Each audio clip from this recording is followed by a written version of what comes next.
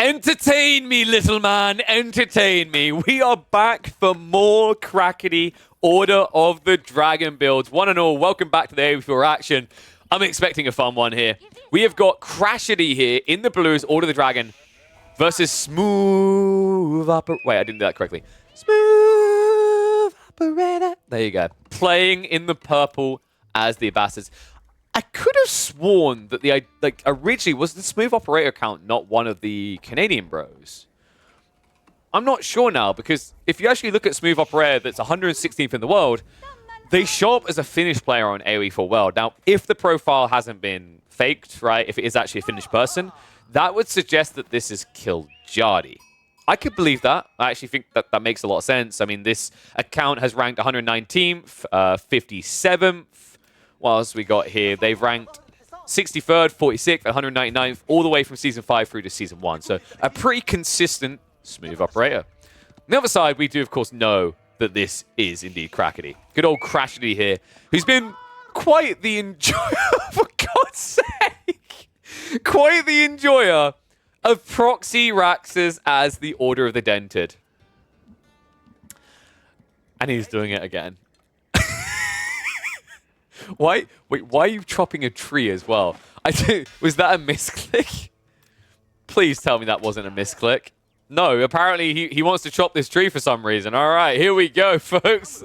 Crackety here, back with another Order of the Dented opening. No Outpost Rush this time, mind you. But a very big Brittany fan. Gilded Spearman marches in, starts to poke onto the berry line. And there's the Outpost that we were all waiting for. And Smooth Operator, I mean, you can try to contest this, but it's going to end ugly if you do, right? This is not something you can get in the way of. Will the wood drop if he towers? I haven't tested that before. I presume it must, because Crackety gathered all the wood required, so I guess we'll find out in a second. I know that you can drop wood off at other drop-off buildings and TCs when you complete the construction. I don't know if it applies to every building. That's interesting if it does, because that opens up all new kind of potentials, right? Like, we'll have to see. Villagers being pulled now. Oh, he's bringing them all. Crackety loves doing this. For those that have not seen this before, Crackety is a very big fan of this. He's a disgusting Barbican rusher. He'll drop Barbicans in your own base. And now that he's tired of playing the Chinese and trying to find a way to make Order of the Dragon work, this is his go-to strategy right now. And he baits him, right? What's happening for Smooth Operator, he keeps coming in to try and deny it. And then over time, you eventually find yourself with a lot of idled villages, but then also up against double the amount of spears, at which point, Smooth Operator can't contest this anymore, right? So now, food has to be surrendered over. This is pretty good value for Crackety. Smooth Operator only got about 400 food out of the mill here. Now, the mill drop is worth it in itself, but realistically, you're looking to gather a lot of these berries, right? It's a superior gathering rate, and also it keeps you from going to the safe food earlier. And keep in mind that Smooth Operator didn't get a crazy amount of food there. Only 11 sheep compared to Crashity, who's already been eating a bunch and still has 12. Oh, man. This is brilliant. House of Wisdom is going to come out. Tower is now up. Crashity should be moving around to block out the gold next. You could go for the wood line. I think that's not a bad option either, right? If you go west here, you could actually try to outpost drop right on the edge of TC range and then arrow slits later. But keep in mind that for Crackety to even get arrow slits, he still needs to actually go feudal age. Oh. That's a fair point, right? There's not much to micro in the early game for Order of the Dragon because you've got less villages. So you might as well give yourself extra things to do. Look at what Crackety's doing. He's waiting for the attempt to pounce on this. Now, keep in mind that this is a limited play, right? Like, it doesn't actually work that well against the Abbasids because of this. Military Wing is on the way from Smooth Operator. It means they are going to have access to 2 archers as well as 2 spearmen to fight back against this. So do not expect this to last much longer, to work much better than it currently is for Crackety. But do not also expect him to hang around too much longer. Mine work on the way. Oh, dear, oh dear. You know, so many people doing this whole racks into 1 spearman and then tech up baloney. Who cares about that, right? What you want to see is Iraq's built next to the enemy base. Crackety is delivering. He's even going for the mining camp. And there you go. That answers right. He just dropped off the wood there, so you don't drop him off in buildings. Yeah, I would have been weirded out if he did, to be honest. I think it was just the timing thing, right? Like, the reason why Crackety chopped the tree is because he needs to wait for the spearmen to come out, and they take 18 seconds. If he moves in for an outpost drop before the spearman leads the way, his village is just going to get harassed and killed. So that's why Crackety chopped the tree and gathered from it. It's a really annoying game right now for Purple. But it's time to return the annoyance. 2 archers come out, and that's immediately the counter to what Crackety's doing here. In fact, he may have mistimed this. I think Crackety, that was a mistake. His positioning made no sense there. Like, he's trying to idle out the gold, but you have to know the tech up's coming soon. And big credit to Purple here, actually. That was so smart. This House of Wisdom placement was intentional. He placed it between where his gold is and where the outpost rush was. That way, when the tech up completed, he could immediately rally archers and spearmen to divide any sort of maneuverings, right? And Crackety, he fell for it, hook, line, and sinker. One spearman is going to go down. The other one might be able to get away with a long arc. Keep in mind, by the way, that although these spearmen are going to die, as long as he just keeps idling this force out, the men-at-arms, the better killer, now gets the party. Purple's in trouble. He knows it. He needs to go into the archer range. We should be looking at camel archers here. Yeah, immediately queues them up. Camel archers have high base damage. It's the best answer you have against heavily armored units in the early phase of the game. And well, they are going to be more heavily armed. Already Undermesh coming in. No golden cuirass yet from Crashity. I imagine we'll be getting to that in a minute or two, though. Oh, weird micro by Crackety. I think he could have idled out these troops a lot longer, but instead he decides to just pivot past and head straight back to his base. New outpost coming up. Crackety's like, oh, hold on a sec. You weren't ever planning to go Castle Age, were you? My apologies, I can't allow that. It's a bit difficult, though, because these camel archers can dodge out the men-at-arms and snipe the villagers, so you need to be very careful about this. More men-at-arms are coming, but looks like they're out of position. They were chasing after the archers that was attacking the spears. So the villager in trouble. Looks like he is going to go down. Final shot comes through. Well played. Purple denies the outpost rush. And Crackety, well, you might say, oh, just pull another villager. It's like the Mongols. Not quite. Those villagers are more premium than Mongol villages. It's not as easy to justify pulling another one for a continued outpost rush attempt. And now I start to feel like Crackety's a bit countered here. He is going to switch over into the stable, so horsemen follow up on the way. Farms are also being layered in, so he's going to have the scalability to keep pumping those horsemen non-stop. He is going to have to find a way of moving out into pocket economies, I think. If you have to do a full farm transition at home here, Purple's going to be much better for it. In fact, Purple, the play right now might be to rush onto gold. I wouldn't be surprised if they arc out to the left side here, because right now they've almost got the food required for Castle Age.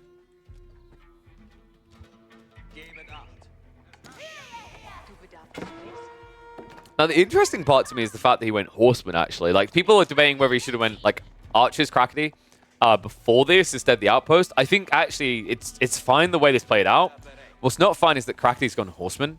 These are really, really tanky horsemen, but with your opponent scaling into camel archers, it's a problem, right? The camel archers are going to heavily reduce your damage output and also can still defend you and force your opponent to dive the base, right? Like, if camel archers sit here and snipe down this villager, horseman has to dive underneath the TC. Doesn't feel great. Fortunately, that only matters if Purple's here. And Purple does not know about the additional outposts. Oh boy. What is their plan here? Because they haven't gone for gold. They have secured some back food. It looks like they're going multi-TC. Pretty bold. Could work here, though. I mean, they probably feel quite confident, right? Like, they've got camel archers to deal with the men-at-arms. We can see there's more going on than that, but I understand from Purple's perspective why they're doing this. Charge him from the horseman. Yeah, you need to be very careful with these horsemen now, because if Smooth Operator just builds spearmen and camel archers, he actually wins this matchup. Camel archers, speaking of, they went on the backstab! That's why he wasn't contesting the outposts. He goes for Crackety's eco. Not going to find too much, but awkward thing about this timing for Crackety, he's about to run out of sheep. He's going to have to come out of the base like we talked about, and, well, when you do, those camel archers are going to be waiting for you. What a weird game. This is what I'm talking about. Like, if people know of replays, if you've seen games like this, let me know in the comments. I'm always looking for more replays. I want funky stuff. I want stuff that is wild and out there. And this one already feels exactly that. Crackety essentially just building an entire base here, now going into the Rams. Has got the double arrow slit as well, so this is going to be very difficult for Camel Archers to dive. This is the downside of just spamming too many Camel Archers, is if your opponent starts to claw their way in with more outposts, you're going to flop dead.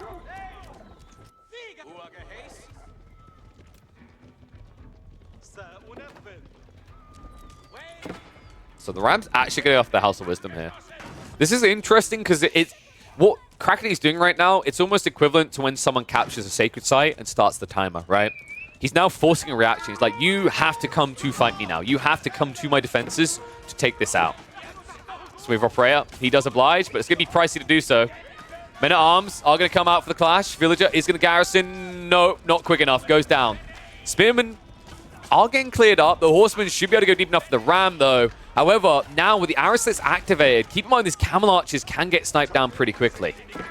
And that was the plan here, right? It's like, if you figure the trade logic here, losing the Spearmen, losing both the Horsemen, losing the Camel Archer as well. 1 Men-at-Arms, a Villager, and I think that was it. Dies in return alongside the Ram. It's a decent exchange for Crackety to be taking. Like, actually, what's the raw maths on this? So, 180, so 360, 240, so 500, and then 2 Spearmen went down, right? So, that's 660 resources. And what did he lose in return? A 240 Men-at-Arms and a 250 Ram. It's a good trade. Now, you could argue that actually that favored Smooth Operator because Smooth Operator didn't pay for the Spearmen. They were free. But I debate that. I'd say the price he paid was his tech up, right? Like, that was the value prop. It's still a loss for him. So, still a good exchange. Cracky. Now going to roam around the backside with the Horsemen. Walls are starting to come up. A TC has been dropped on the 8 berry stack here. So, pretty good gatherings in this area for purple.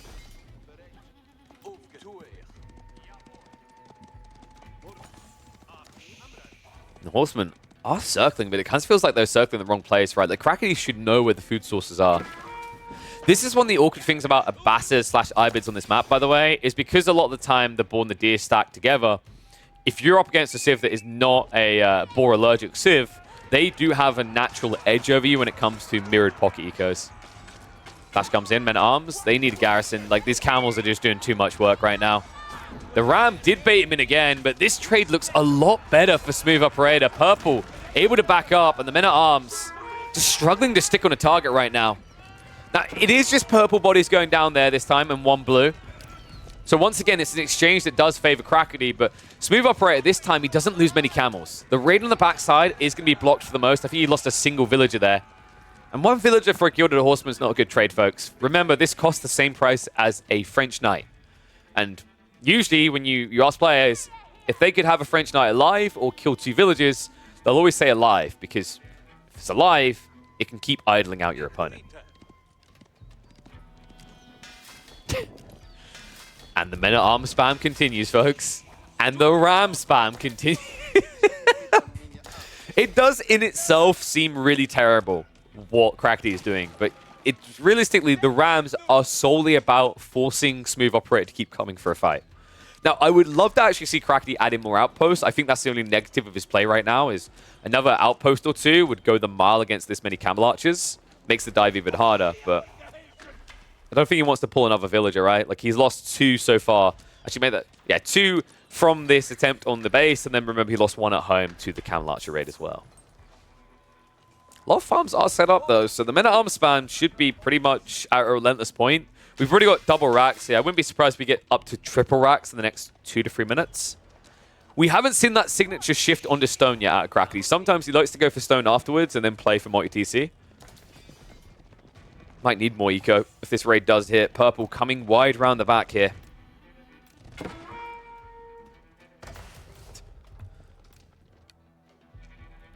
Is Crackety... I mean, he's not castling. He's just scaling for Horsemen, right? But the worry I have is if he's not castling, I think Purple might be. The eco of Purple is good enough to get him there, I think. He could easily be there in the next, say, 2 minutes. So this should light a fire under Crackety's butt. Horseman raid coming on the back. No undermesh, though, so these outposts really hurt. The one Gilded Horseman to fight them all will be able to break out courtesy of that dead horseman. Yeah, not a great exchange there for Purple. Did at least force some idle time. And if he's planning to tech up behind this, it's decent, but need to tech up soon. Camel Archer count is looking really scary, by the way. Like, this is such a smart read. Like, the amount of players who might have tried to just dent this attempt by Crackety by going Archers, they would have fallen flat. Camel Archers are expensive, but against Men-at-Arms, I mean, it's your best course of action here. I do think that it would have been worthwhile getting maybe into the undermesh to dive these defenses, considering how often Smooth Operator has been under them. And they would have had that ability because they already had Steeled Arrow, but it's irrelevant now. Tech up on the way. Crackety, he's all in on Feudal, so he needs to punish this the moment the tech up completes. It's just difficult, right? With mass cavalry, I mean, how do you get on top of them? The only time you should ever be on top of them is when they want you to be. Here we go, clash underway. Keep in mind those horsemen, the camel on knees, mitigating a heavy amount of their damage, 20% less, means this is going to be a swarm and a successful fight for Smooth Operator. Men-at-Arms being sniped down quickly by the camels. Crackety, he's in trouble. Even the horsemen are struggling against this many troops. Well, they do have to move out of range of the outpost. Outpost did do a decent amount of work there, but the tech up's already locked in. Crackety knows this. His only choice now is to kind of double down. Just having my doubts on how much damage he can get done here. Horsemen are going to wrap around the backside of this. Camel Archers not being struck at immediately, though. And the horsemen, it just doesn't feel like they're trading well enough here. Men-at-Arms are going to survive the tail end of this fight, but with a lack of horsemen, kiting becomes an easy achievement for Purple. Yeah, Crackety's looking pretty dead right now. I mean, he loses everything from this. He's got 4 Men-at-Arms left in the field, sure, but like realistically, this many Camel Archers can clear that up. And now, 25 seconds away from Castle Age, and then just another minute away from Veterancy. That's when the game just breaks wide open. So Crackety, I think this is where your shenanigans are over, my friend. It's time to go Castle Age. You can't hang around any longer. If you wait a second longer than is optimal to get to Castle now, you're going to lose this game. And Smooth Operator does exactly that with a nice smooth play into Castle Age that now allows access to the premium boys and gals. Lancers, crossbowmen on the way. Steeled Arrow, level 2, also coming in. Crackety, meanwhile, looking a bit rough here. Hasn't even started the tech up yet. Fortunately for him, these outposts are going to slow down any assault towards his base. Purple is instead going to wait for the Lancers, because right now, Purple doesn't see what we see, right? They don't know that there's no more Men-at-Arms spam coming, so they have to keep these Camel Archers back just in case.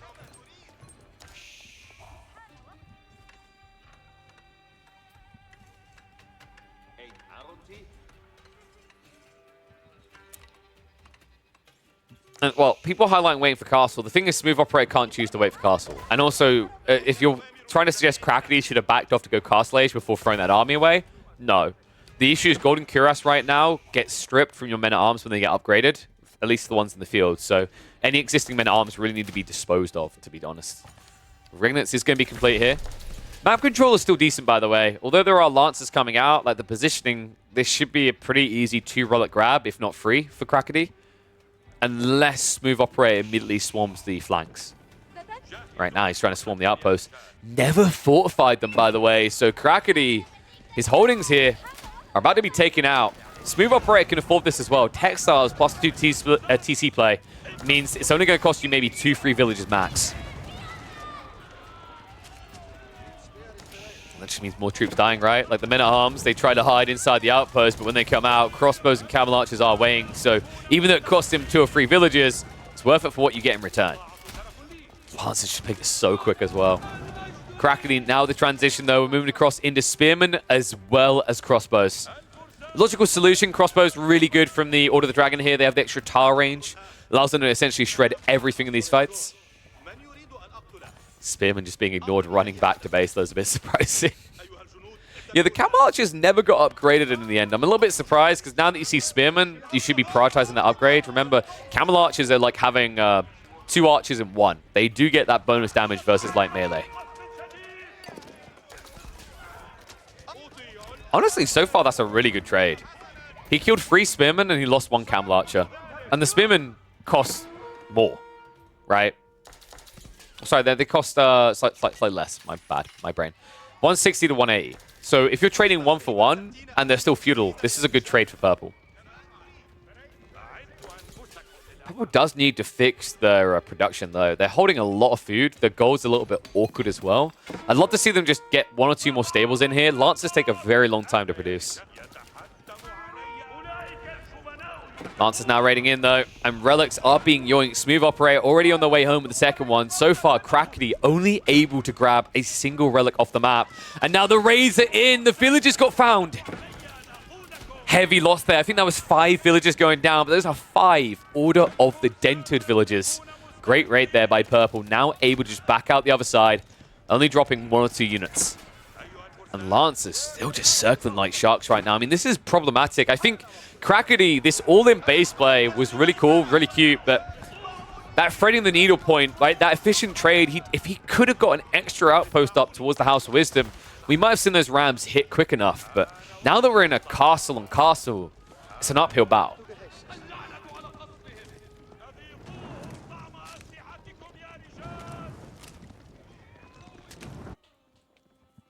Crackety is at least going to get the breathing room to go for the crossbows. But the eco does not lie, folks. And it is going to be a 2-3 relic split. So not really what Crackety was looking for here. He is still ahead on passive gold, but not by a huge amount now.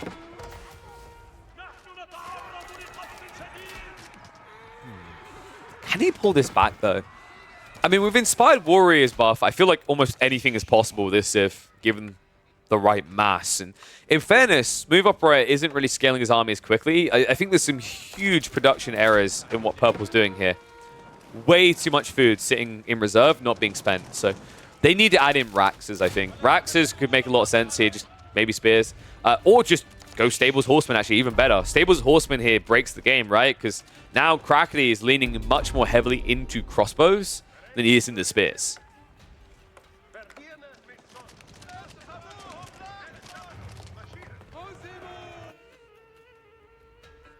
Definitely a weird comp.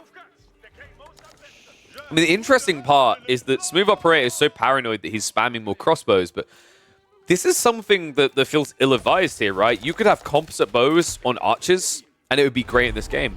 And the reality as well is Smooth Operator right now has so much map control, they should be able to see what Crackety's building. That shouldn't be a problem. In fact, they've already seen it. They got chased around by spears. They saw some crossbows. It should be obvious to them, but instead, Purple is doing this a much harder way. Gilded Crossbowmen start to poke. Crackety needs to back up a little here. Spearmen are going to reveal themselves charging in. Yeah, this is what I was kind of worried about. I think the Purple should have never been found like this. Crackety, look at the damage this is doing. The Spearman tanks so many shots to go down. Crackety knows it now. That's going to be an army wipe. All of the crossbows going down. An absolute catastrophe for Purple. There's still a handful of Gilded Crossbowmen left over. Now, that's exactly what Crackety needed, right? Like, being this eco behind, he needed good trades, and I'd argue that was one.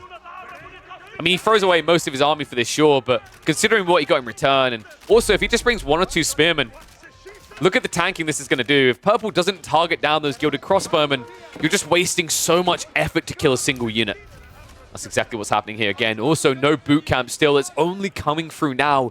Huge blunder there by Purple. If they had got boot camp at least there, I think they would have cleared up the army. Instead, they're the ones getting cleared up, and now Crackety parks himself on the production lines.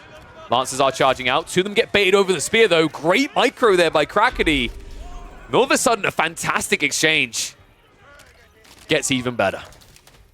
What are you doing right now? Purple is going in. I mean, in fairness, Crackety doesn't really have a force that's going to kill you, but right now, he's in your base, dunking on your military, and now chasing after eco. Just this game. I mean, funnily enough, actually, Crackety could be there as well if he just fixed his eco. He's got way too much gold here, and it's crazy because he's actively gathering a bunch of it too. Just needs to fix that. Get on the food. Send these people across onto berries. All of a sudden, we could have an imp on imp showdown again. Instead, Crackety. A little bit awkward with the way he's done his economy. More spearmen are coming. I mean, Crackety could actually, funnily enough, take this fight, by the way. Like, this is not a fight he would lose if he turns to the spears. Even with the villagers chasing him like this, it's just the tankiness of the spears. They last so long. So villagers being thrown away by Smooth Operator. Mistakes made, though, and he realizes it has to back away. And now, this is what I'm talking about. Every time, just 1 or 2 spearmen. They tank for too long. Purple wastes so much time killing them off. The Gilded Crossbowmen take him out. Still, there's no tech upcoming, right? Like, this is still the issue for Crackety. It's way too many people on gold. I mean, what, he's got 8? Yeah, 8 people on gold right now. But those are dragon villagers, right? So they gather 25% or better on the base rate. It's insane to see him doing this. It's so unnecessary. I mean, he could quickly try to buy the tech up the moment he realizes that his opponent is going to be an imp, but that's still a big edge now for Smooth Operator. Get a crossbow now, go start a step back. Most of the Lancers will just get picked off before they can touch anything here. This is the beauty of these units. With their extra kiting range, they're just able to snipe out all the cav before the crossbows gap close. Now tech up complete. This is where it gets wonky. Horsemen now coming out from purple.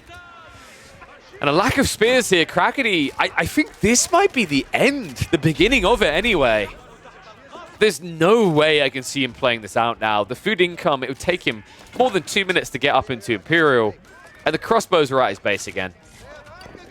Now, there are a few spearmen coming, but the horsemen, there's not enough there for them to be pinned down by these spears. So they're just going to be able to swarm this. And Crackety now resorting to Langsneck. That's when you know things are getting desperate here. He doesn't have a front line to tank for them at all. He's just hoping to get 1 or 2 good cleaves out with an ambush, with a backstab. But this looks done. What a weird game. It's crazy as well because Crackety, I thought he was going to go for his own Imperial Age, but just felt like he needed to end in Castle. I can kind of appreciate that. I think the economy of Purple was getting insanely big at this stage. I mean, you are talking about the Abbasids with the Golden Age, right? Having the 15% gathering rate. Not to mention the fact that you know they're still playing Pocket Eco wide. They've still got a few minutes left. Then he spots the farms behind this. That's when it feels like this curtain's closed, right? Like, sure, you've got your own farms, but you're eco behind. And now you're everything behind. Crackety. You know, even if you want to go up with someone like the Elsbach just really isn't that impressive. You know, it doesn't work correctly for the Order of the Dragon. You don't get the damage reduction in the current patch. So a lot of people would just go past the Swabia, but even if he somehow gets to Swabia in this game, I think it kills him. So what does he do?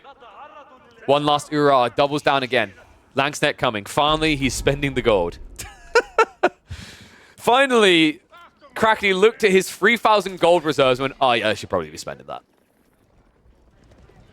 Is it too little too late though? Elite Horsemen, Elite Crossbows, Incendiary Arrows now also on the way. It's going to be march in.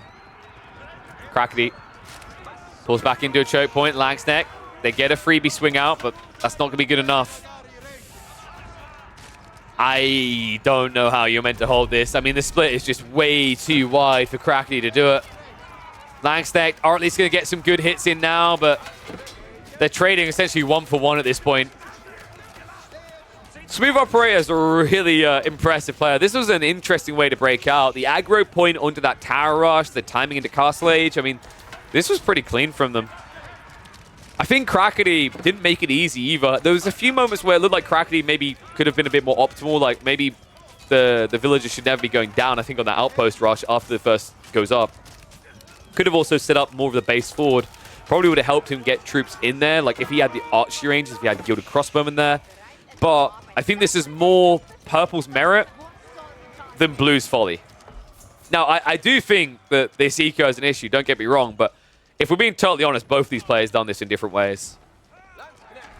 Crackety, if you want any chance of recovering this, truly it had to be Imperial Age to do so, and still, at this point, just having that much gold and not a marketplace to even trade feels like quite the blunder to any sort of comeback story for Crackety.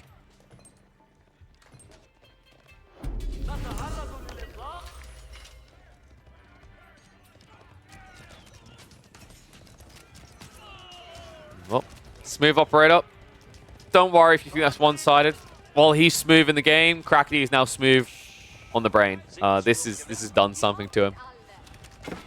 This has not been a fun one. Palace Swabia now on the way. That feels like the type of thing that's going to get you killed here. Smooth operator has not dove in just yet, but they are lurking nearby. If he somehow turns this around. But instead, no! It's going to be the worst possible time! The Palace of Swabia gets scouted. And Crackety now trying to react with the army, but wave after wave is coming. Smooth operator completely outnumbers him here. In raw pop value, in actual numbers in the field, of course, as you often do. Everything is looking thumbs down here for Crackety. He's going to try for another pass to Swabia on the backside, but guess what?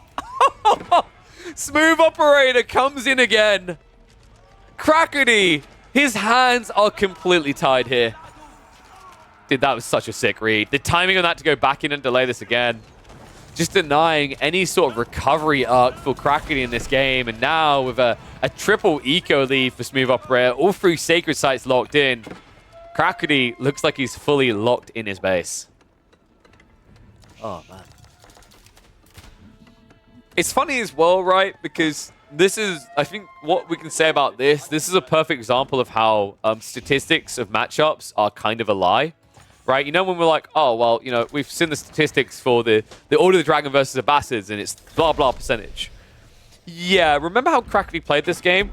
Most Order of the Denta players aren't playing like that. I do think if you look at this on paper, though, Abbasids, I think they can handle the Order of the Denta fairly well. Their eco late game is just unrivaled, right?